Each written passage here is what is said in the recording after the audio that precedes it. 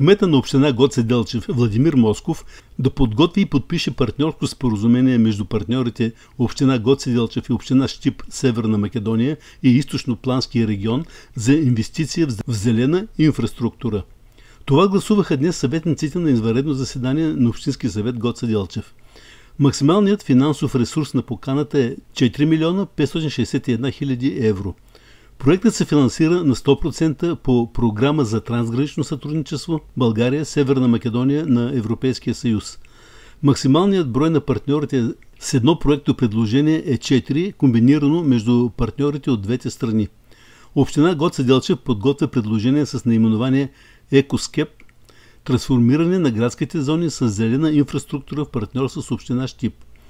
Инвестиционните дейности, които са предвидени да бъдат включени в проекта на община Гоце Делчев, са свързани с реконструкция, основен ремонт и озеленяване на парковото площадно пространство, зелените площи пред Домът на културата в Гоце Делчев, ремонт на двата пешеходни моста над река Градска, свързващи площадното пространство с централната част на града. Съветниците единодушно делегираха права на кмета Москов да подготви и подпише партньорско споразумение между община Гоце Делчев и община Щип за реализацията на проекта.